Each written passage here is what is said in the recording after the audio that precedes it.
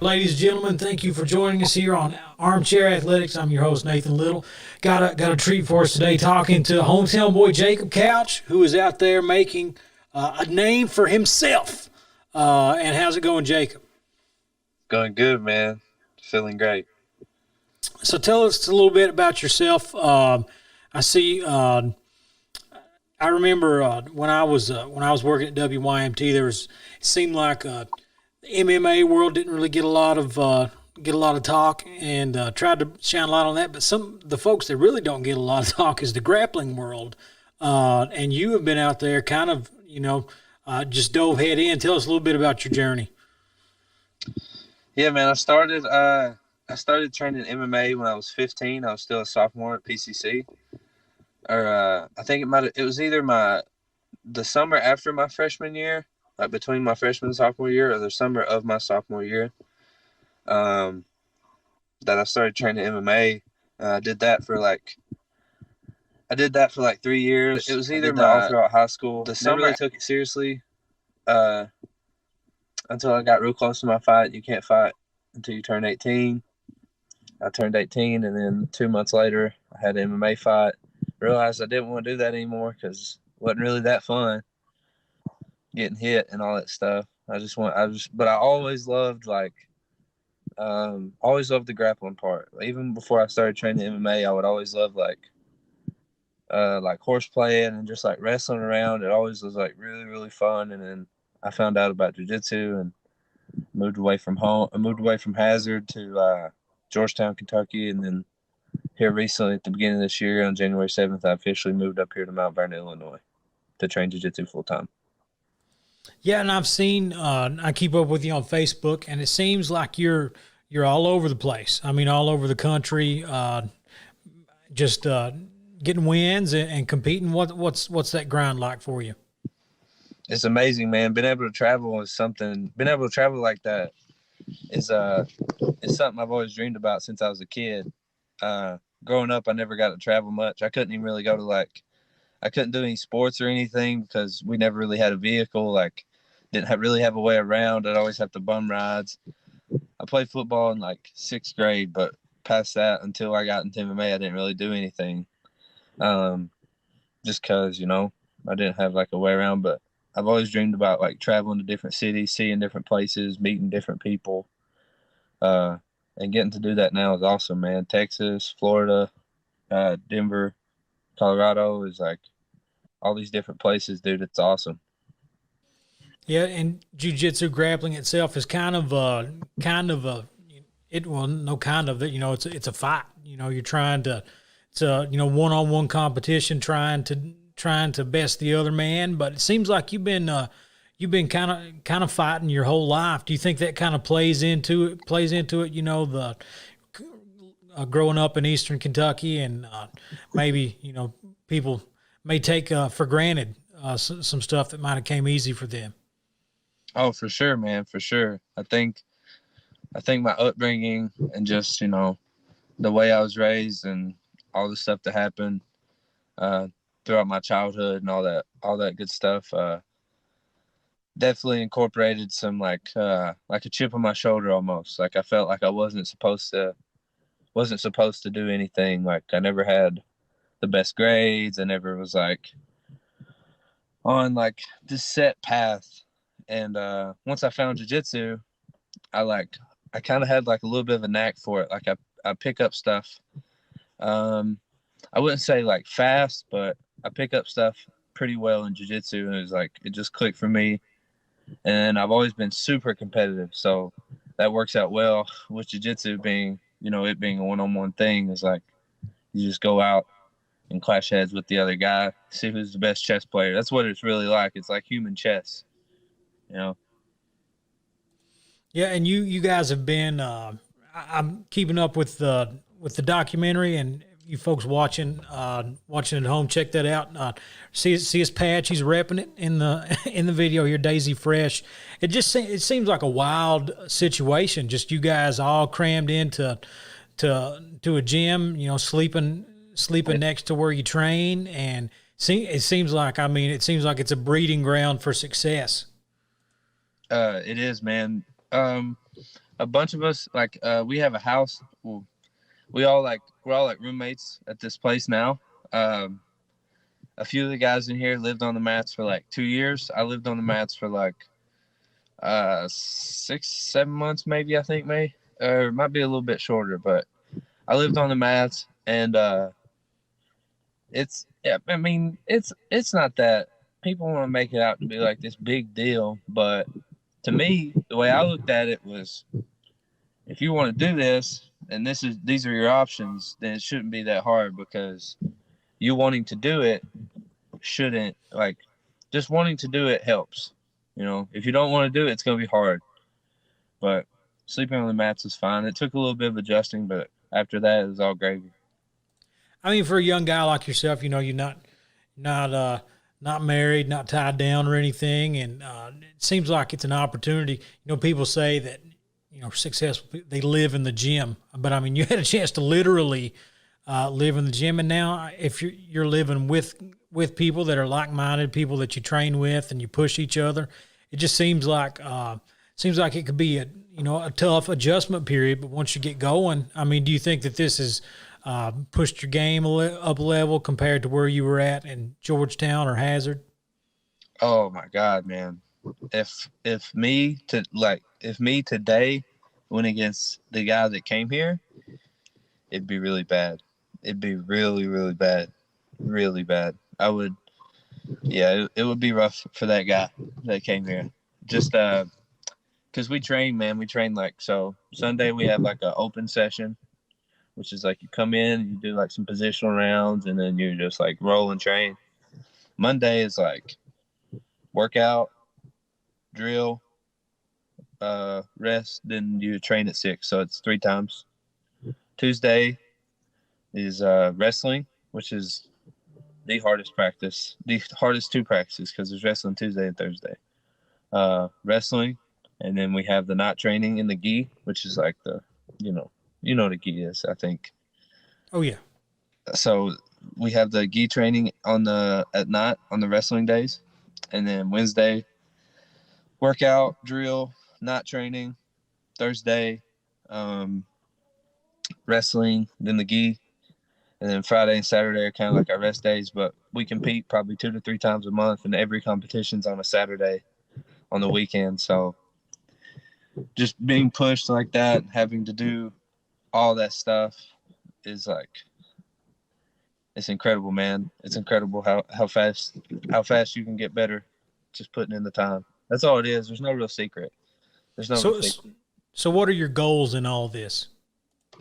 With jiu-jitsu? Yep. Well, I want to be one of the best to ever do it. That's I want to be one of the greatest, for sure. Then one day I would like to open my own gym somewhere. Not really a clue where yet. Obviously, in a utopia, I'd love to open it in southeastern Kentucky, but the economy there, man, is just like, it'd be hard to I think. But maybe, you never know though. I'd love to open my own gym one day, have my own students, have a few world champions under my wing, travel the world and teach, man. Just like a nomad's dream, I guess. See, there's a handful of gyms in southeastern Kentucky, but it always seems like it's somebody's side gig. You know what I mean? Like they've got a full-time job, and then they teach jiu-jitsu on the side, or they practice a little bit on the side. I don't maybe if somebody could come in and just say, you know what, I'm going to be here, 6-7. I'm going to be here 6-7 days a week, and I'm giving it my all. Maybe it's got a shot at working. Yeah, man, that I would do it if I could ever get that set up. I would love to, man. That would really be a dream come true, to open something like that. And maybe, it's not even about obviously I want to make enough money to be able to support myself, but thinking about the possibility of giving another kid like myself the chance to propel himself and like get to see the world and give himself a career that he really loves. Like he gets to do what he loves every day. I'm really, really lucky. So do you have like a day job, or do you just run off of competitions right now? I do like odd jobs and stuff like that, just to really enough to get by. Just like, you know, cash in hand jobs and stuff like that. And then uh, sometimes I teach seminars. Like me and my training partner and friend George, we do like dual seminars, and we make a pretty coin off that. So traveling and teaching, traveling and competing, and then just odd jobs and stuff like that. Gotcha. I think you covered up the microphone there. Don't know. I think we still heard you, but either way. So you know, you're Eastern Kentucky guy going competing, and I get it when I interview people or talk to people out of, you know, they kind of don't know what to expect when they hear the country boy coming. If you have had any experiences with that, competing with somebody who maybe didn't like getting roughed up by one of the one of the hillbillies? No, not too many people mind. Not the competing people, uh, but actually I've not really had much like disdain over the way I sound. A lot of people love it, man. People eat it up. People love the Southern twang. They I'll love talk it. about. So I mean, are you comfortable with Daisy Fresh? You just going to stick it out and see how far you can go, or are you looking for a big time sponsor or something? No, man. I just listen to my coach Heath Pedigo. Our team is actually called Pedigo Submission Fighting, but this is just like the tagline is like Daisy Fresh American Jiu Jitsu. I just listen and follow what my coach says, and he hasn't steered me wrong yet. So just All right. waiting on a word from him for something like that. I'll just be patient. I heard that. One final thing is if you got, you know, you mentioned wanting to maybe give a young kid in Eastern Kentucky a chance like you got. If there's any young kids out watching today that want to know, you know, maybe some tips or some advice in going down this path, what would you tell them? Just commit. Don't be scared. When I moved away from Hazard initially to Georgetown, I didn't know anybody up there. I had spoke to him a few times, but I couldn't have said that I knew anybody really up there. And it was scary, man. Like I just graduated high school, never really been anywhere before, never really like talked to many people. And I was like, I'm just gonna do it, and if it doesn't work, then I could always do like a factory job, or like those will always be there, man. Those kind of things will always be there. They'll always be in the place to where if you need to go tame one of them, they'll be there. So and then when I moved from Georgetown to here, it's like the same thing. I had a good setup in Georgetown. I knew everybody. Up here, I was really unfamiliar with the place. Didn't really know many people. Didn't even really know where it was at. Excuse me. But I just took another chance, man. And it's just both chances I've took have propelled me farther and farther than I could expect. So don't be scared to take chances. All right, man. Any shout outs you want to give out before we get off? Shout out Pedigo Submission Fighting, Flow Grappling. Check out the new Daisy Fresh episodes on Flow Grappling. There's a subscription, but you could literally, if you buy the subscription, you get access to literally every sport you can think of and all kinds of coverage on all different athletes. It's worth it. You probably spend more on cigarettes or Code Red in a year than the Flow subscription is. So go get one of those. Yeah, and if you're like me, you got on there on the website to look at it, and you were kind of freaked out because it's a yearly subscription right now. Tips for everybody. If you get on like the iPhone app, it'll give you an option for a monthly one. So So tell them that. Let them know that, because when I was like, man, I really want to watch this, but I don't want to spend $150 $150 right now either. So I did the monthly one, and we'll see how long it lasts. Maybe tons of good stuff on there. Lots of competitions. Lots of good videos. And folks, that's Jacob Couch, Hazard, Kentucky boy, out in Illinois right now, trying to make a name for himself, doing well. Check out the Daisy Fresh documentary on Flow Grappling. Get on the iPhone, remember.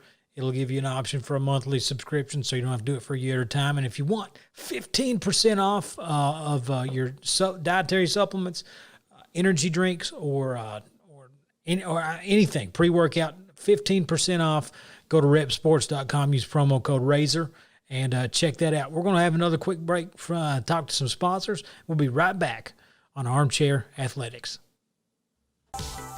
Queen City Streams is more than just a TV show. More than video game tournaments. Queen City Streams is a community of friends, competitors, and passionate people like you. You can support Queen City Streams on Patreon now and unlock exclusive discounts and advertising benefits.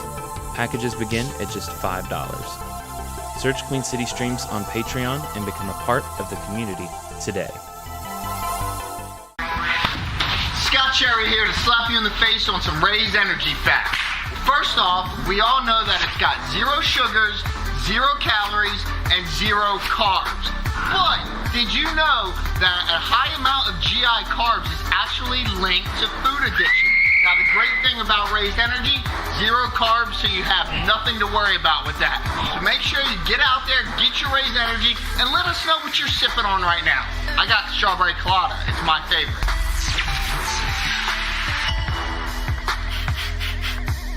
Order your Raise Energy at repsports.com. Get 15% off with promo code RAZOR. Code RAZOR.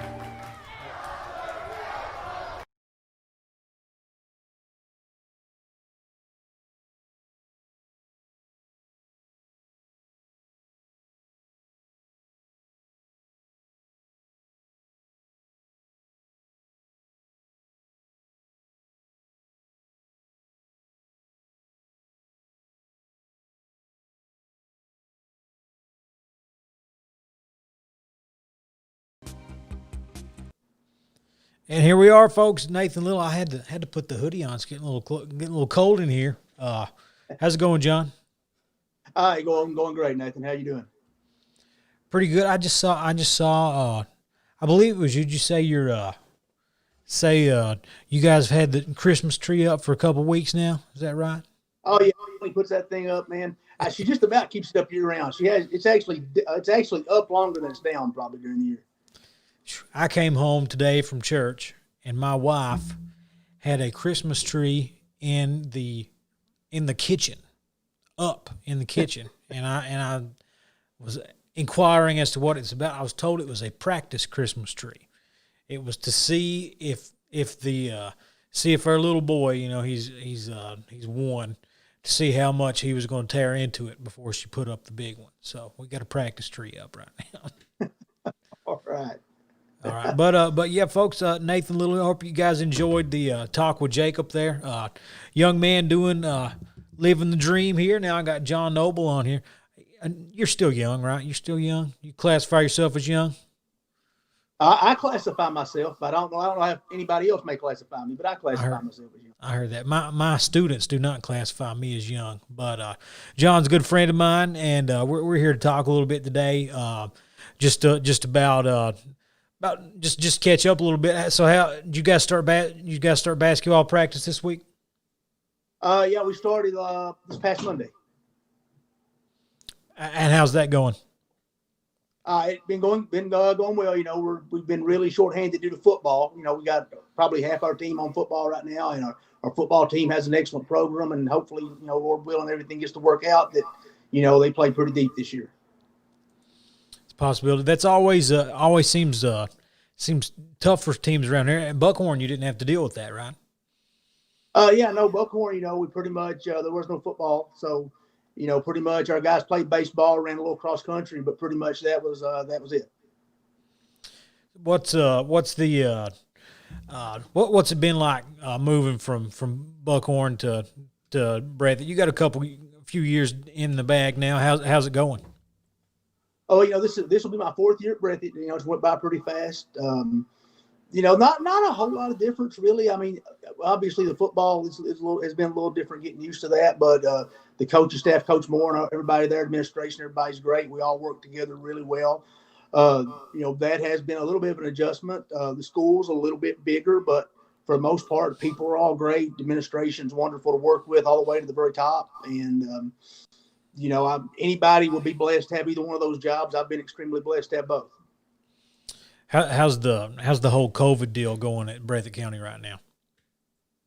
Well, we went back on virtual school starting next week. We've had some cases pop up, and it's kind of delayed everything a little bit, slowed everything down some. I think a lot of people are experiencing that, and it's just one of those things. I guess there's no playbook for it, so we just try to handle it the best we can when we're faced with dealing with it.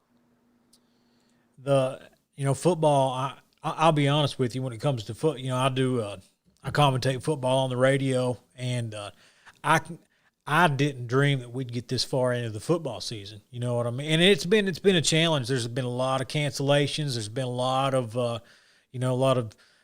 teams moving around. Perry Central was supposed to play Williamsburg this past Friday, and Williamsburg was wanted to play, but they also had some district games they had to make up, so they had to reschedule that in, and then Perry ended up getting Russell County to come down. So just it's a bit of a drive on a Friday night, but that's kind of what the teams are doing right now. Yeah, it's crazy. I think if you look at the football scores and stuff, you're seeing a lot of matchups that you would not normally see. I think didn't Pikeville go to LCA or something just the other night? I mean, that's a dream matchup probably. But and I think again, I say Lord willing, if we get into basketball, I think you're going to see a lot of that probably on a much larger scale. Because football you have one game a week, and basketball you have 2, sometimes 3 games a week. So hopefully we get into it and we get to play. But I would say you're going to see a lot of that in basketball as well. In basketball, it's indoors too, and you got a lot smaller places to play, smaller gyms. I mean, you guys have the big nice Coliseum over in Breathitt County. You can spread out a little bit, but when there's a big game at Buckhorn, you're right up against everybody. You're right there, and they're lined up along the under the basket there. Yeah, when we were at Buckhorn, and I'm sure Coach Hoskins and everybody deals with it now. There were times at Buckhorn that we relied a lot on the good graces of the fire marshal, to get by a couple nights because there were so many people in there. At the Coliseum, it's a little bit different. I think we seat around 4,000 in that thing. I think they're saying anywhere between 15 to 20% capacity is what they're maybe looking at to allow at this point. Of course, that could change any day. 15% capacity in Coliseum, 600 people. So, that's typically a decent crowd, but you put them spread out in that Coliseum, it's going to look a little different. But definitely a big difference between the two facilities as far as size-wise. Yep. We go over there. I enjoy doing radio and TV over there, but me and my partner, Harold Brashear, last year, there's not a lot of room on that far sideline for guys mine and Harold's size. It's tough to get in there with the tables, but going pretty. Football is going playoffs. This coming week's last week the regular season and playoffs go. When are you guys scheduled to start for basketball? It's usually at the end of November. But it's pushed back a little bit. They kind of pushed back. They didn't really push back, but we canceled our scrimmages. There are no scrimmages this year. Normally in November, starting about the middle of November, you're allowed 2 scrimmages before you start playing, but they're not allowing those this year. The basketball season itself has actually been moved up even before all this had happened due to conflict with NCAA tournament at Rupp during the state tournament, so they've had to move everything up a week. So our first official game this year is November 25th at Letcher Central. So, we've got less than a month. Mark Collett, he was on here with me last week, and we both kind of talked and said, we saw the COVID you saw what was going on in China, and then you saw it get to the United States.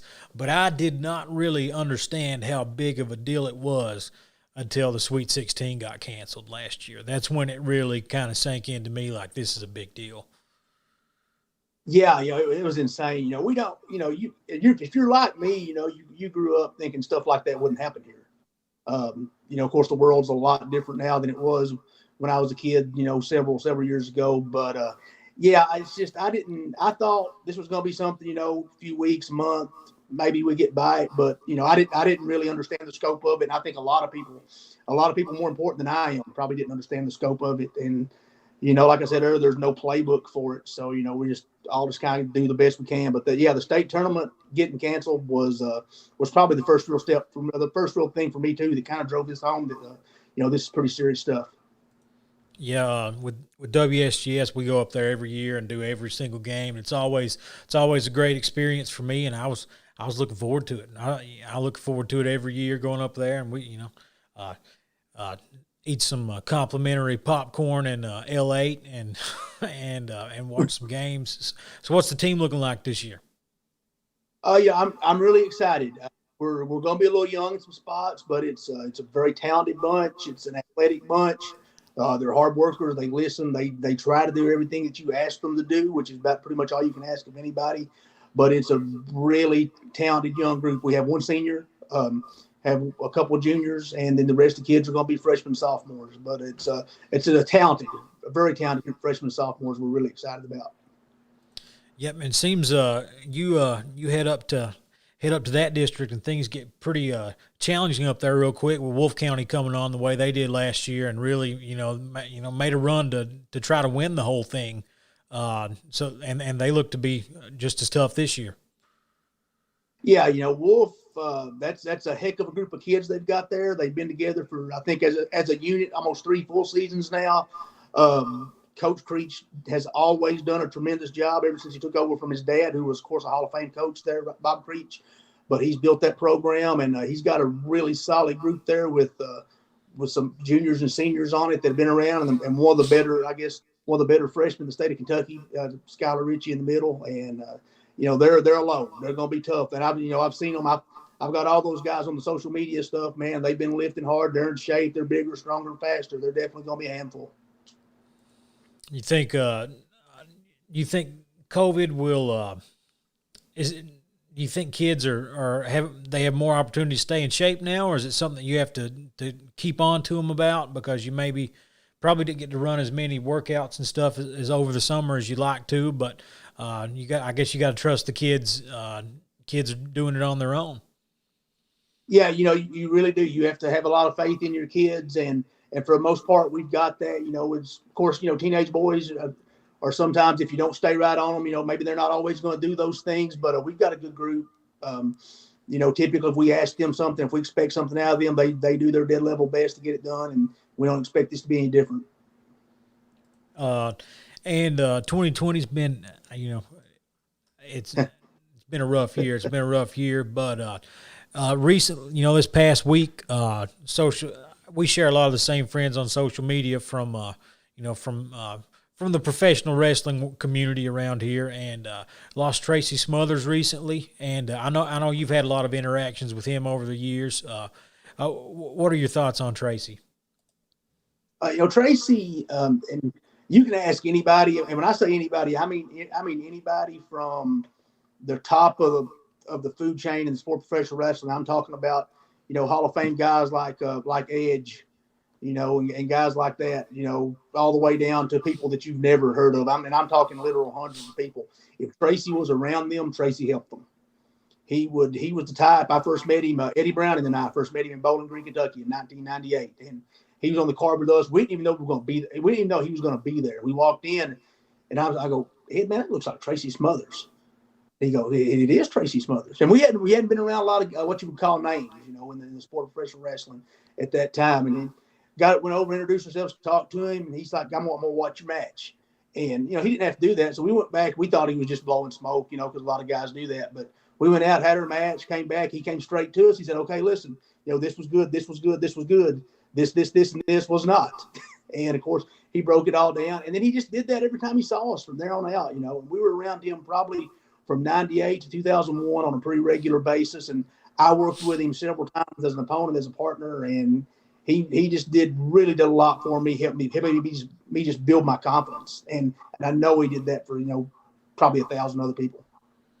Yeah, there's a lot of names that smaller promotions bring in to try to get some more eyes on their card, and it seems a lot of them will roll in and not really talk to the boys any. They're just there to kind of pick up a check and sign some autographs on the way. But Tracy's was one of those guys that and he stayed active. He stayed going at it until the literally until the very end there. And he was never seemed to be about that. He always looking to help out folks. Tracy had the name in the sport, as the hardest working man in the business.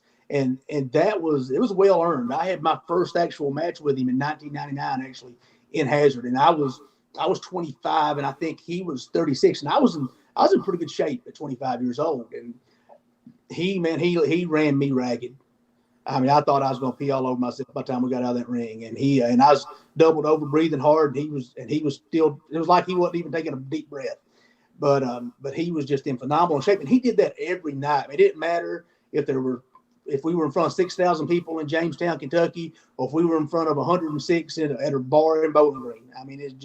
He went that hard every single night, and he brought the best out of everybody, and he did that for years. And what the thing of it is now, a lot of people, you go on YouTube and you see a lot of the recent promo work and stuff, and the interview stuff that he did is just double hold your sides, laughing, funny, just the quick wit and all that stuff. A lot of guys get hung up on that, thinking that's who he was, and he was that, but as a performer, man, he was on another level. I saw a tweet from Terry Funk yesterday talking about Tracy Smothers being on another level. And that, if Terry Funk says that about you as a wrestler, it's basically Michael Jordan saying you're a good basketball player.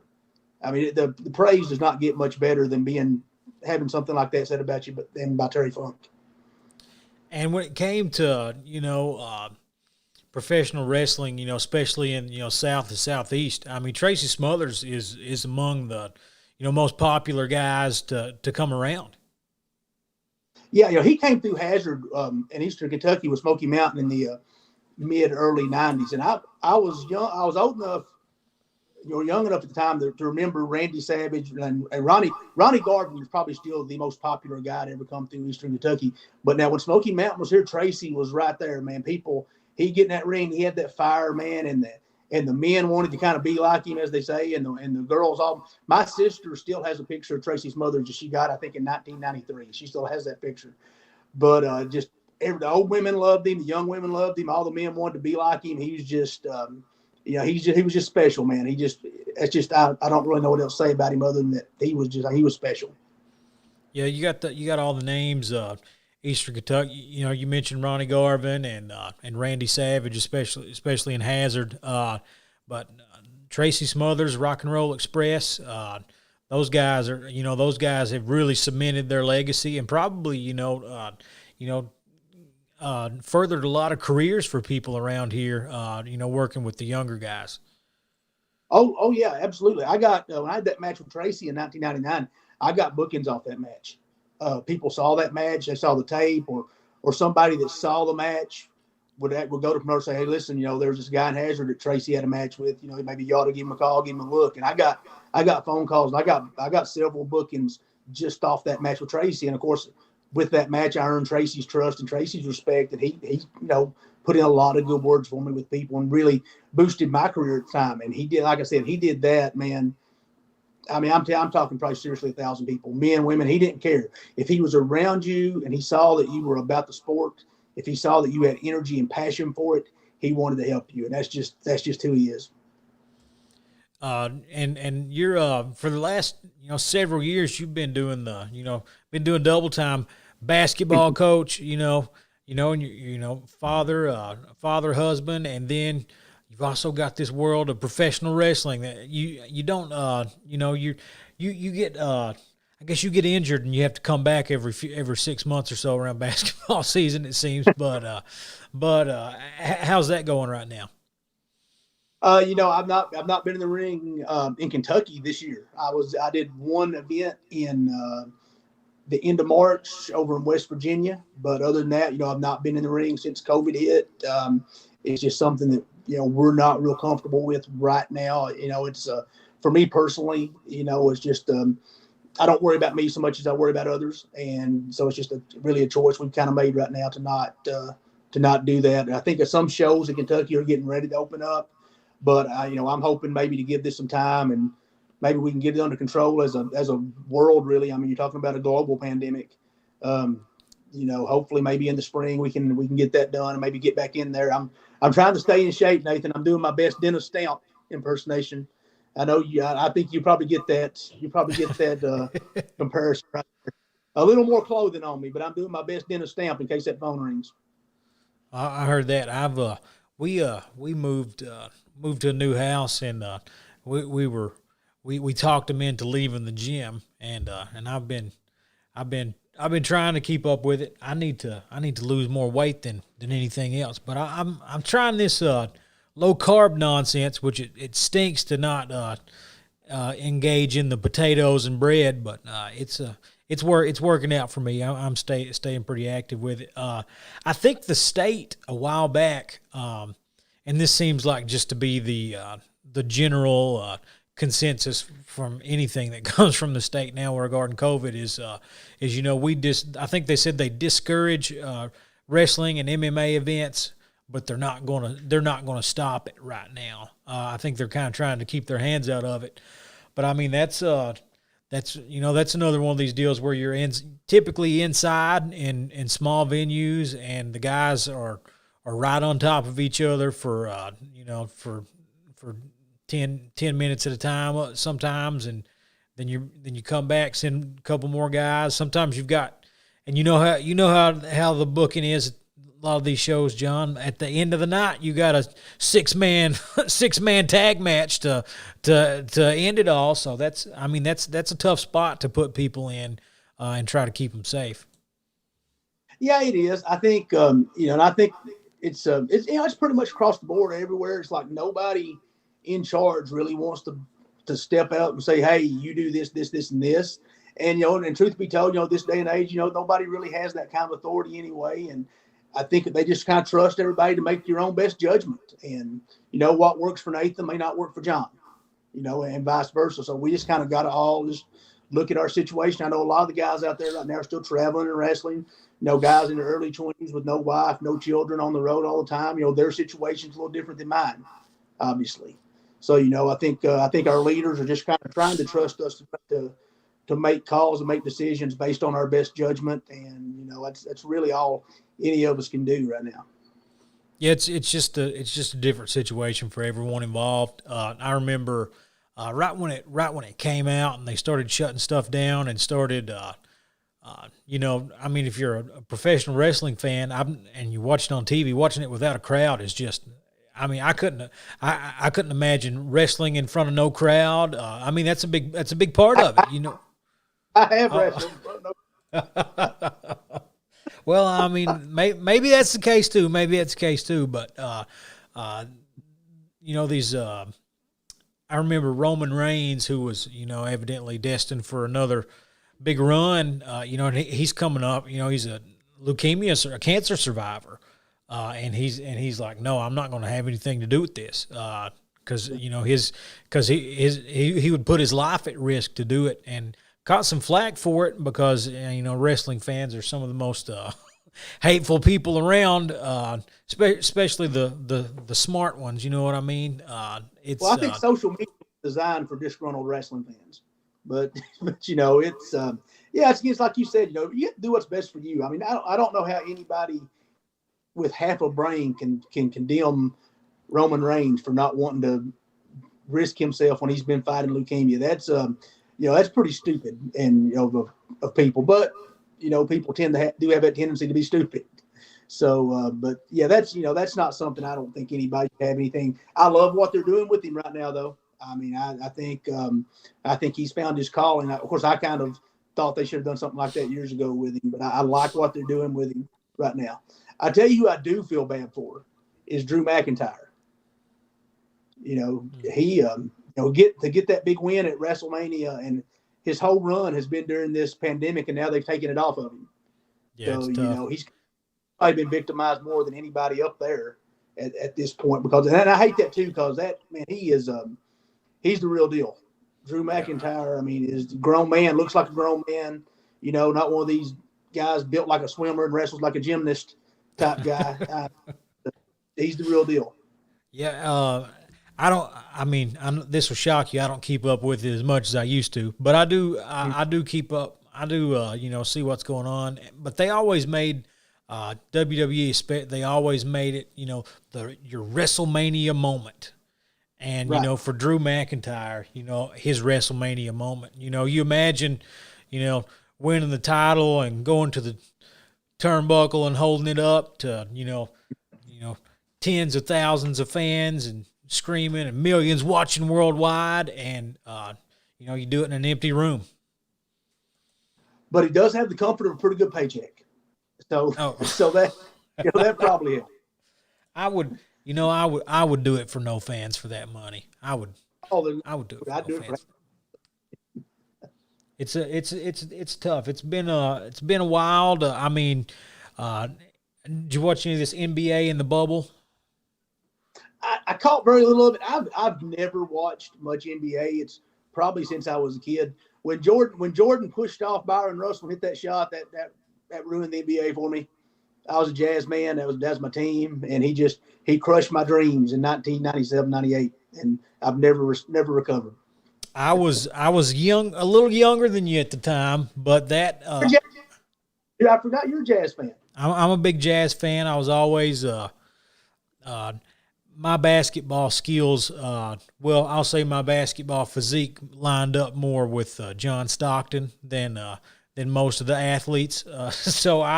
And he always gave me, some level of, like you take the top 50 players in the NBA in 98 and take somebody that doesn't know anything about basketball and say, hey, pick the best point guard out of this lineup.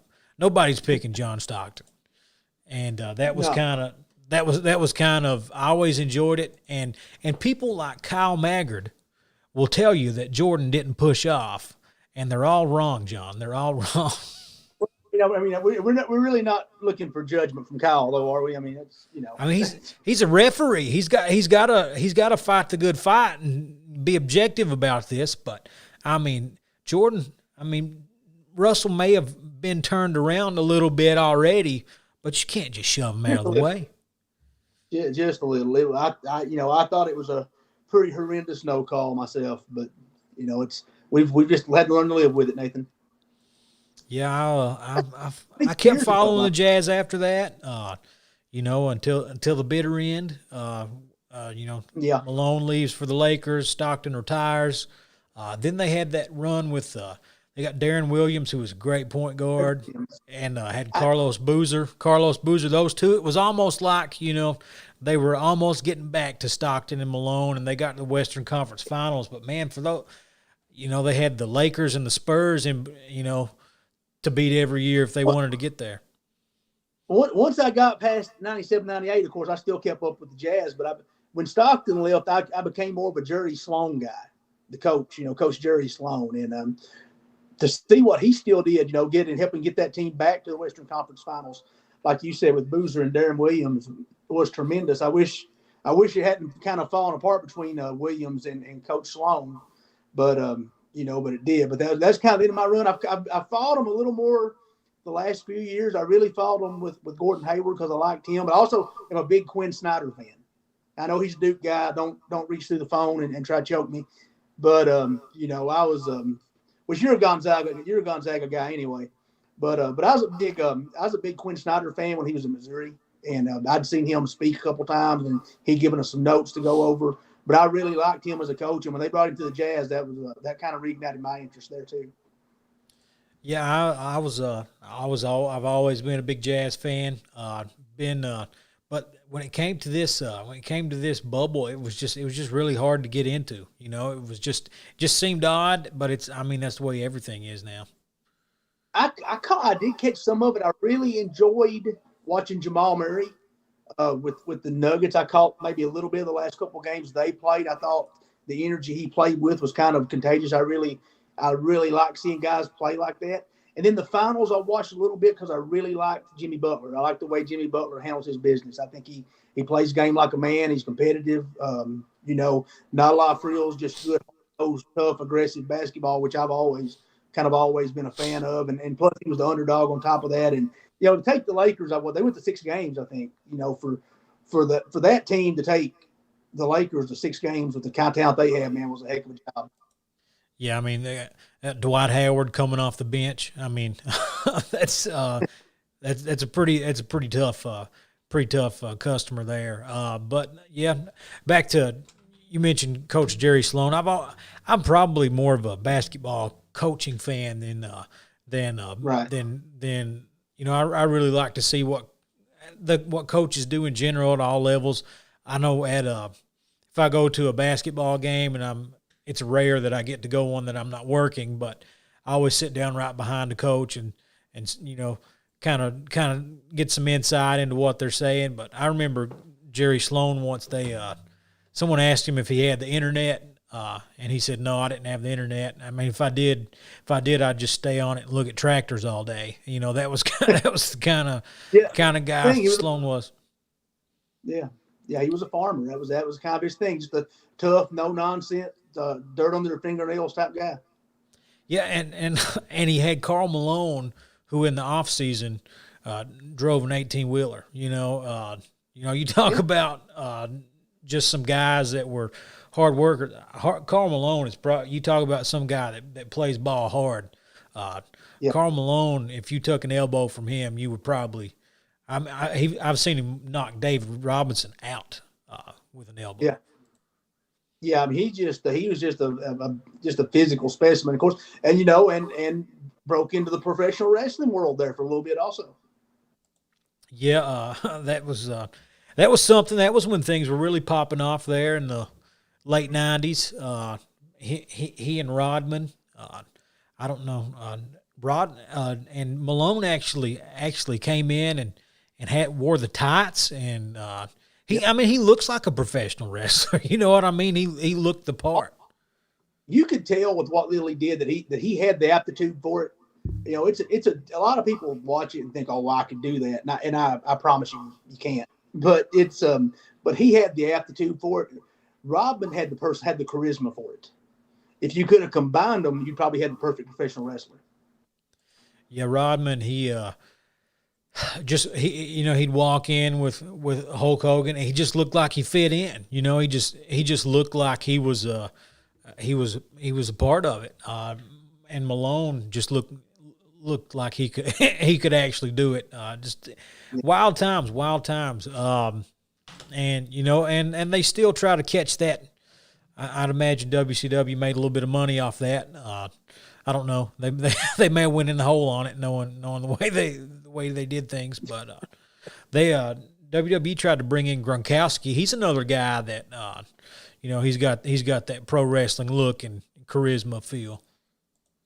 Yeah, I caught just a little bit of it. I thought he was kind of a little bit hokey, a little bit over the top. And I know it's professional wrestling, but he just kind of came off hokey and just, I guess, fake, for lack of a better word. I just didn't, he didn't do much for me watching him. I thought he was a tad bit annoying, but, like I said, I'm old, so I don't, maybe somebody else younger and more important saw it differently. Yeah, I've only seen where he tackled the guy at WrestleMania. So that's kind of, surely he can tackle somebody correctly. You know what I mean? He's been in football for a while, but yeah, guys like that are athletically on a level that most of us can't, probably can't grasp that level of athleticism. I'm sure if he committed himself to it and didn't do nothing else, maybe he could do the physical part of it. The mental part of it is equally or probably even more so important. Yeah, a lot of people don't understand the level of athleticism it takes to be a professional athlete in general. You'll see people talking about, the geniuses on Facebook talking about how somebody in the NBA is a scrub or something like that. And chances are, if those guys were to, if they ever wanted to jeopardize their lower level guys, probably $100,000 to $1 million salary, if they ever wanted to jeopardize that to roll down to one of the playground courts around here, they would absolutely. I mean, you're talking dropping 50 to 100 on everybody.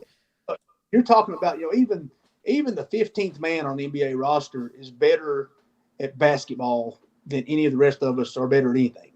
I mean, they're the top. I don't know what the percentage of, but I'm sure it's something of 0.0000001% of basketball players in the world. I mean, they're literally the best, the top, the cream of the crop. Even the 15th guy is a better basketball player than most of us that are at our day-to-day jobs.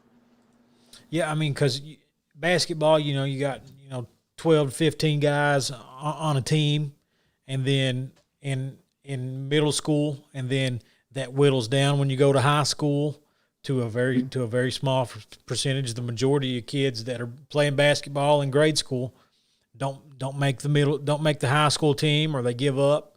The majority of people playing high school don't make it to college, and then you're talking about the NBA, and it's a fraction of a percent there, and it's still amazing how even at that level of elite, there's still such a difference between the LeBrons and the Michael Jordans or the Kobe Bryants than everybody else. Oh yeah, I mean absolutely. I mean there's it's like I said, like you said, it's hard to fathom that level of athleticism. But you take a guy like LeBron James. I'm not a huge LeBron James fan, but people want to argue that he couldn't have been successful in the '80s, and that's kind of crazy to me. I mean, this guy's 6'9", 250. I'm pretty sure he would have adjusted. But those guys, they're just tremendous athletes. And the thing of it is too, people don't understand basketball. That type of level of athlete, that type of level of profession is more than just practicing games. You got to train, you got to eat right, you got to do the things that you need to do. You have to take care of your body. People don't understand the level of commitment a lot of times. And it's just, like I said, it's just another level that most people just can't grasp.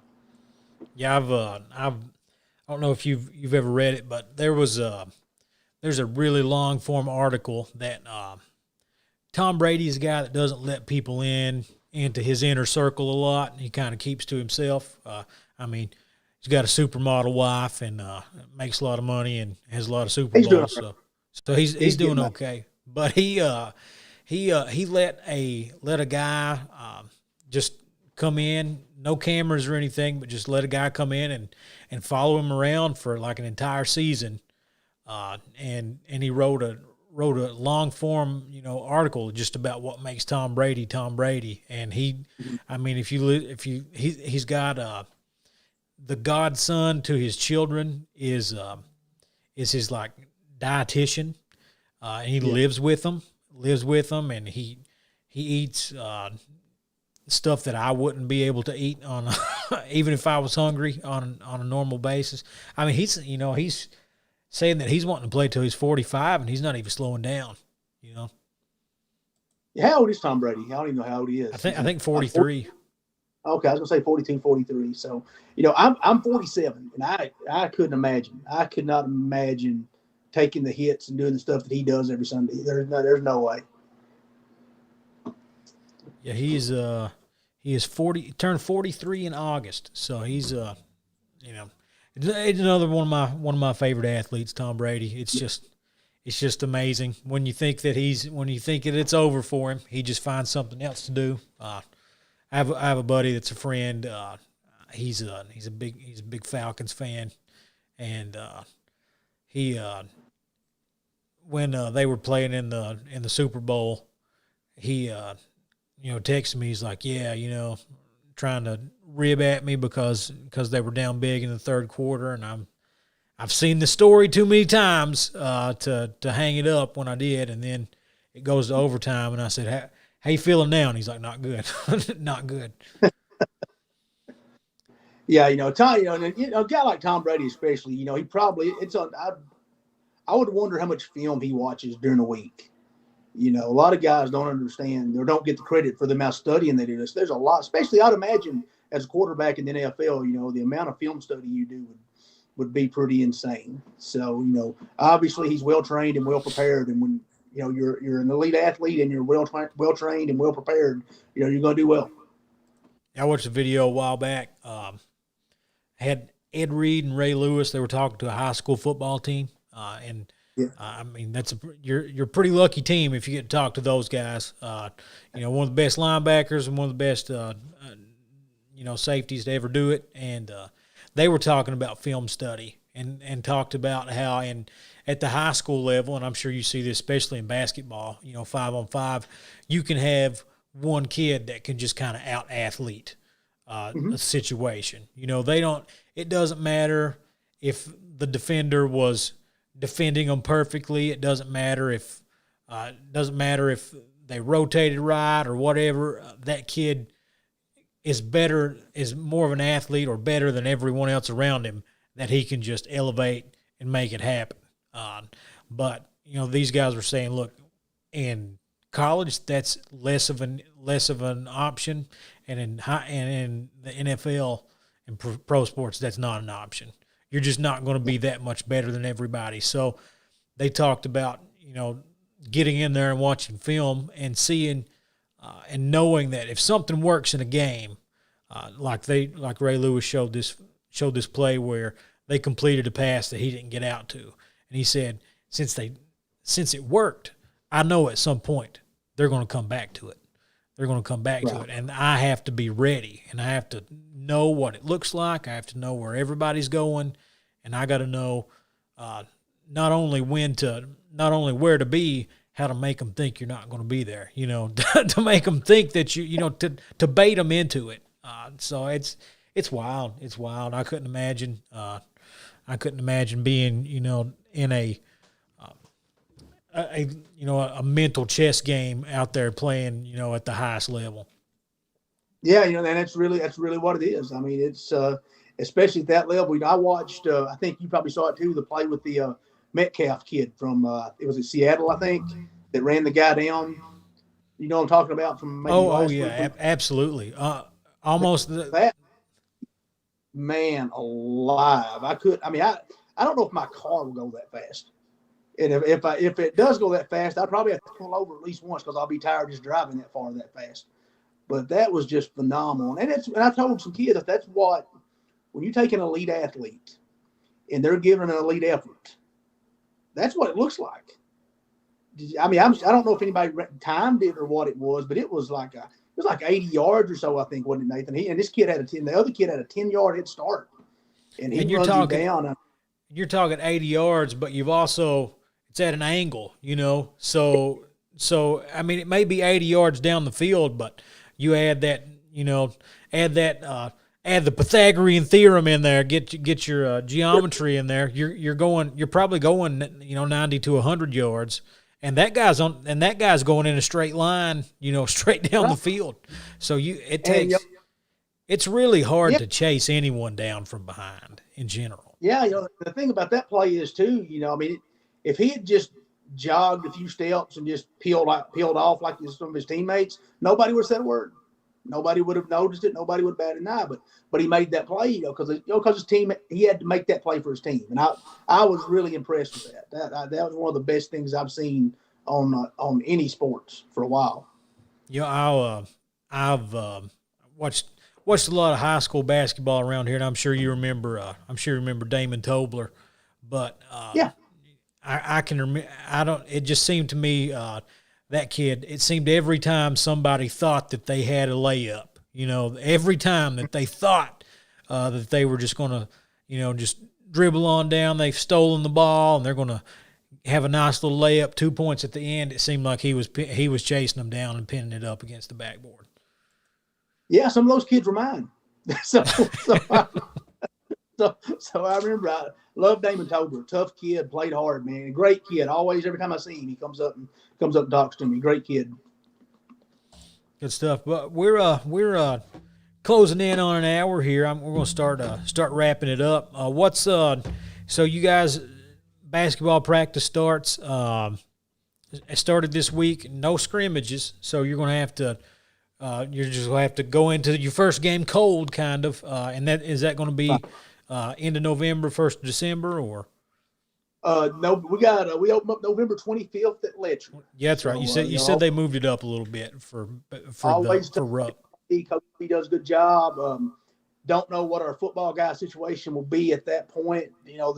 I think at that point, we're just trying to coach effort.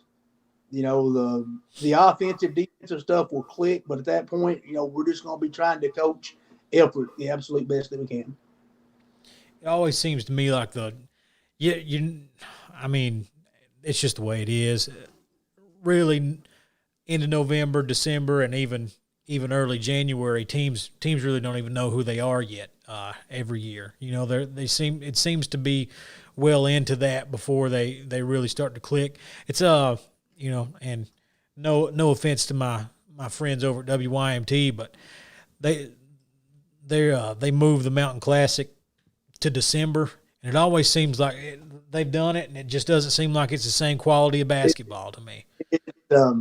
I love them up there, man. I think they've always done a tremendous job, but I really wish they would reevaluate that, especially with a team like us. If we ever have a chance to get back in, I don't know if we can, because I don't know year to year what our football situation is. Our football program, the way it's going, we've got a chance to play for state titles every year. So if we're playing for state titles, yeah, I think that weekend of the YMT is going to be either a semifinal or a final game. So it's unfortunate. I mean, I guess I kind of understand they felt like it was a lot of basketball kind of bleeding into the All-A, but I've coached teams that played in the YMT and went to the finals and then turned right around the next week and won the All-A region. And it's a bit of a grind, but I didn't feel like it was undoable. But again, that was one of the things I got told as to why they moved it up the way they did. But yeah, it was that was always an issue. They would push for teams specifically in the 15th region, because they got a lot of Class A schools over there, and they got a lot of teams in the All-A, and they have to start their tournaments early to get them through, and they miss out on some schools over there. But I mean, it's really tough, because you can either do that, and you got it in January. You've got end of December, you're running into Christmas, and there's a lot of teams that do travel to tournaments, around that time. You got the 1st of December, and you got football. And if you go any much later, you're running. Why would you do that right before district tournament? Maybe there's some teams that would want to do that. I don't know. That'd be a bad time, especially. I mean, you'd have a hard time getting the better teams probably at that time. Again, it's not an easy call, and I get kind of why they did it. Hopefully something will work out to where we can play into it at some point. Never know. But I do want to make a quick shameless plug for our post-Christmas tournament at Breathitt, if I can. Go for it. We've got, and again, Lord willing, depending on how this stuff's going to go, but, our post-Christmas tournament plans got scrapped, and a lot of other teams did as well. So we've actually been able to put together a tournament scheduled for December 28th through 30th at Breathitt. With it's a pretty nice field of teams. It's going to be us, Concordia, Hazard, Perry Central, Round County, Johnson Central, Harlan Independent, and Louisville PRP. That's a good tournament. It's a heck of a tournament. We're hoping that everything works out, and that we're able to go about and have that thing, because I'm tremendously excited about that tournament. And what's that going to be called? Right now we're working. It's kind of a late thing to get together, so we've been kind of working on trying to round up sponsorships. Right now, it's the Breathitt Invitational. Breathitt Invitational. That's you got a little bit of some of the best teams around here, and then you got some guys, some heavy hitters coming down. So that'll be a good tournament. Tons of good basketball. Hope we get to play. Yeah, I hope. I'm really hoping, that tournament, it's a big deal. I've always wanted to host a really nice Christmas tournament here in the mountains, and with the Coliseum, it's a facility unlike any other in the state of Kentucky, and I'm just really excited about it. Yeah, Brandon over at Bluegrass Sports Nation. I was scouring through his pictures to find one to throw up of you on on our graphic, and man, the pictures that he gets at the Coliseum, where you look up and you see the lights and stuff, man, it's something else. Yeah, we're really blessed down there with Brandon and James David. If you get with the Jackson Times Voice, gets some tremendous pictures. Also, man, they do a tremendous job promoting not just our programs, but the other programs in the area. Yep. Been going to be some good basketball. Hopefully at the Coliseum this year. We'll make sure to get out there. I'll try to. If a lot of times for WSGS radio, we basically just do the home games. So I may be able to I may home games for Buckhorn, Perry, Hazard, and Leslie. And then once you throw in boys and girls, I mean that's about it's about all you can fit on the radio. That's it's pretty big. I'm trying to think. We got Buckhorn at home this year. We got Perry at home. I think we're at Hazard this year at this point. So we got a pretty good schedule ahead of us. If we get hopefully we get to play it. Yeah, it's just going to be one of those years. With the football teams, they all did their senior nights, early in the season because you didn't know if they were going to get them in. And kids really, you hear the kind of cliche, play every game like it's your last. It might, for the seniors, it might be, you don't know what's going to happen from week to week. So they gotta really make the most of it, man. I'm telling you, I feel so bad for those, the Hazard Bulldogs last year who, punched that ticket to Rupp for the first time. And, since Al's first couple of years there and didn't get to make the trip. Yeah. It was really unfortunate. That's a good basketball team, which of course they're going to be good again this year. But I know a lot of those kids have played together for several years, and it was a really big deal. Of course, Coach Holland's one of the better guys in the business. Great coach, great guys. Always been really good to me and helped me a lot. You really hate to see anybody not take that opportunity, but you really hate to see a coach and a team like that not get to go. Yeah, when I'm doing pregame interviews, I always joke around, and this is the kind of respect that Coach Holland has around here, and I've done it to you too. I'll go to get your interview, and I'm like, hey, I'll get you, and then I'll get the better coach next. Just joking around, but everybody's like, well, I mean, you ain't lying, you ain't lying. He's been at the top for a long time, but he was the coach when I was in school. I was in his PE class on September 11th in 2001. Wow. And the way the Al Holland PE class usually went, because he was taking over athletic director duties at the same time, so he'd come out and get us started, and then he'd have to go into his office.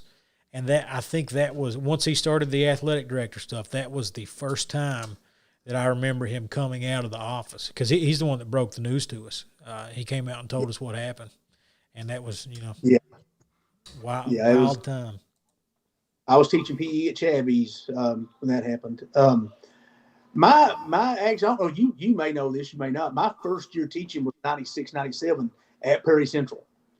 So, and I was a PE teacher down. That was my first experiences in teaching involved Al Holland, Andy Napier, and Kevin Whitman. So I was a well-trained teacher. Kevin Whitman was actually my what they call a resource teacher. When you start teaching, we're back. I don't know what they call it for you kids now, but for us, it was called a resource teacher. So those were the three guys that shaped and molded my educational experience. Well, we had every teacher at Perry Central when I started was paired with a mentor that either teaches it's either just a veteran teacher, and preferably that teaches a subject or something like you. And my mentor teacher was, get ready, Robert Keith Dixon. You got a lot to live up to there. I'm telling you. Hey, I can't me and Bob always joke about that, and he says that he taught me everything he knows. But I mean, Bob was a guy that could tell me, the stuff that other teachers didn't, hadn't figured out yet. So. Well, we talked about that other level of athlete. So what you're talking about right now is another level of teacher. That's what when I was around Al and Randy down there, it's just a level of education that most people can't fathom. I'm telling you, you're talking the elite of the elite there, and Kevin Whitman's still subbing to this day, still subbing and coaching soccer. I love Whitman, man. You can't beat him. Yeah, man. But yeah, I'm going to try. And Whitman says he wants to hop on, get on the show and talk some about. Says he wants to talk about soccer, but I want to get on and talk to him about some old basketball. And he was an athlete back in the day too. He was. He'll probably want to talk to you about them old nasty Louisville Cardinals. So you might as well. But now, has he told you he met Coach Crum over the summer? I think it was the summer or the spring, maybe. I've not heard. I've not heard. Ask him about it. Yeah, he sent me a picture. Ask him about it next time you see him. Okay, I'll ask him, and I'm sure it won't disappoint, like most of Whitman's stories. But yeah, it's pretty cool. It's a pretty cool story. Yeah, there's a lot of guys I want to get. There's so many stories here with mountain basketball, mountain football, everything. I had Jim Matney on the first week, and he's always always a soundbite waiting to happen. And but yeah, I want to try to get Randy and Whitman and Bob and Coach Holland, all those guys on here. I'm sure they've forgotten a lot more about the sport and seen a lot more than a lot of us will ever have the opportunity to dream of. Yeah, you're talking about especially with Al and Randy. You're probably talking about the best boys basketball coaches in the history of 14th region. I don't know. People may say otherwise, but for my money, from my experience, they're probably the best in each of for boys and girls both. And then Whitman, helped Randy forever, and his coach has won a bazillion soccer championships. Those guys, and Bobby Keith has been one of the better baseball coaches around for decades. So definitely a lot of good stories. Probably a lot of knowledge. We joke about it and stuff, but you're probably not going to get more knowledgeable guys than those four. Absolutely, going to be. It's been a fun little journey through this show. My wife was kind of upset that I've turned our basement into a television studio, but it's working out. I turned my garage into a gym once Corona hit. So yeah, that's where I do my lifting, is to stay ready like Dennis Stamp. You know who Dennis Stamp is, right? Oh, absolutely. Yeah, I didn't want to make a joke and have you not know. I figured you would appreciate the Dennis Stamp reference. Yeah, there's a few of those references that'll go over my head. I'm pretty sharp for the most part when it comes to that stuff. Pretty sharp for the most part. You've seen Beyond the Mat. Yeah. The referee that did the speedos and the weights on the trampoline. Oh, absolutely. The man Beyond the Mat is man, that's a wild wild look into professional wrestling. Yeah, kind of controversial at the time, but it was eye opening. It's kind of one of those things. A lot of the stuff of what you saw is what they wanted you to see, but then some of it kind of slipped through the cracks too. So it was definitely interesting to look at it. And that was a time when I was watching wrestling. As a fan, before I ever, I wish sometimes I could go back and just be a fan. Instead, I dove in head first there for a few years with you, John, and I couldn't.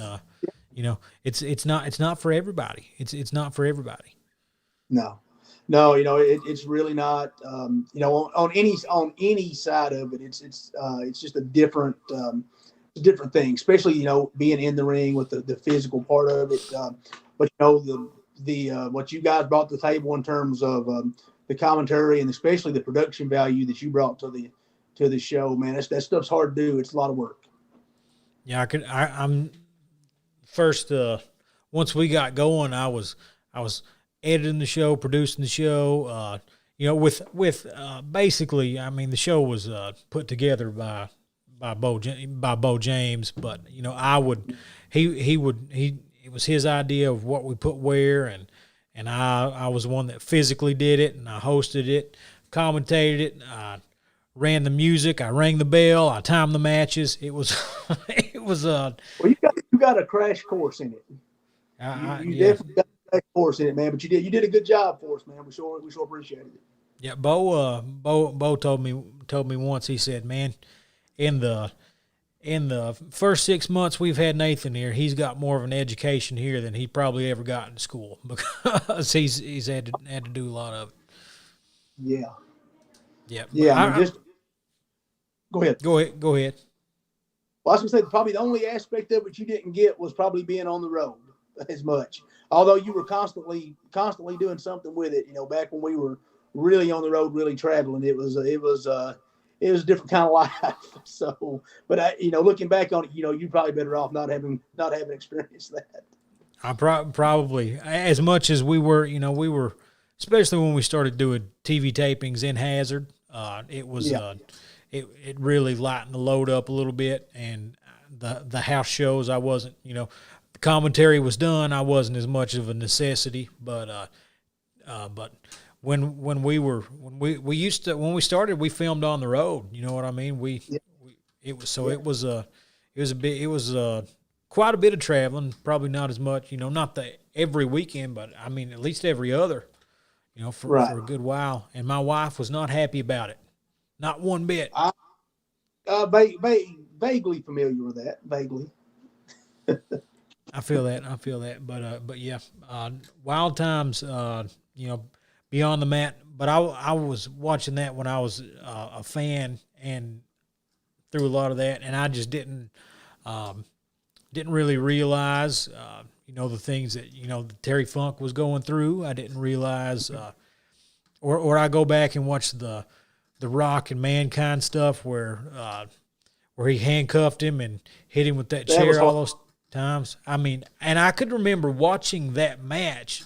And as a kid, you're just, the adrenaline's going and you're not thinking about it. But when they slowed it down and had his family there and his wife and kids, and I'm just like, I can't stomach this right now. It was hard to watch. I think at that point I've been wrestling maybe a year, and I want to say when I watched that match, I don't think I watched the pay-per-view because we normally wrestled on Sunday nights, but I saw the match shortly after, and it was just, it was just hard to watch. Because I had taken share shots, especially back then, because we took them. We took them. I'm trying to think what the word. I guess they say unprotected. I guess we took those things, pretty hard, but we never took anything like that, and that was really hard to watch for me. And then when you watched Beyond the Mat and you saw his wife's reaction, it was. I mean, it was pretty bad. It was definitely hard to sit through. And for you folks that maybe aren't familiar, they basically, it was an I Quit match, and you have to, those are typically a little more gruesome than your typical, 1, 2, 3, it's over. You have to push it a little further, and they handcuffed Mankind behind his back, and The Rock would just drill him in the head. And I think they said the deal was he was just supposed to take a few, but it just didn't move the way they thought it was going to, and he had to keep doing it. And Mick is one of those guys that was, kind of cut his teeth on doing elbow drops onto the concrete and barbed wire and stuff like that. So he's like, no, just hit me, and it's tough. It's so tough. It was even as much as he had done. Had he done the fall off the top of the cage yet at that point? I can't remember. I'm not for sure, but I think he might have. Yeah, I mean that's just what he put his body through. And I read his books. He just that's how much he wanted to entertain people, and God bless him for that. But it was definitely, the thing off top of the cage was one of the sickest things I've ever seen. And those shots to the head from The Rock were just, I felt like they were unnecessary. I really did. At that point in the game, the people have kind of seen the man behind the curtain at that point. I thought it was pretty unnecessary, but again, those guys make a lot of money for that stuff. Yeah, it's really something else, and nobody really you mentioned you took unprotected headshots. Nobody really understood what those unprotected headshots led to at that point. I mean, even when I was in high school, if you're in football, you get your bell rung and you're concussed, you're like, oh, it's just a concussion. It didn't seem like it was as big of a deal as it is now. Right. They just set you out until you were ready to go back. And that was kind of the thing with the chair shots then. I mean, there were always, it's, you can't fake a metal chair shot to the head. There are things you can do, to basically protect yourself. But back when I first started, you didn't do those things. You just took it. And I didn't take many, thank goodness. I'm definitely not a guy that tried to make a living at it. But I took a few, and those things were brutal. Absolutely. Before we they're banned now, aren't they? They don't do them anymore, maybe, or if they do, unprotected chair shots are banned. If you take a shot to the head, you have to make sure it's. I can see that, and we didn't do that then. In WWE anyway. I think if I'm not mistaken, this AEW bunch had a controversy a while back where they took. I think it might have been Cody Rhodes might have taken a chair shot and it wasn't unprotected, and I think he got knocked out. Yeah, I didn't see it, but I heard about it. Yeah, they were catching a lot of flack, and again, it just kind of goes back to what I said. It's. We're at a point in 2020 with professional wrestling where, everybody don't know, but everybody's got a pretty good idea about, may not know how it goes on, but they know what goes on. They know it's called sports entertainment for a reason now, so I don't get the point in doing that at this day and age. It's kind of like Bret Hart talked about. I guess this would have been in the late 90s that Vader had dropped him on a guardrail and bruised his ribs. And he couldn't breathe, and he was in a world of pain. And like the fans were standing over top of him, telling him how fake it was.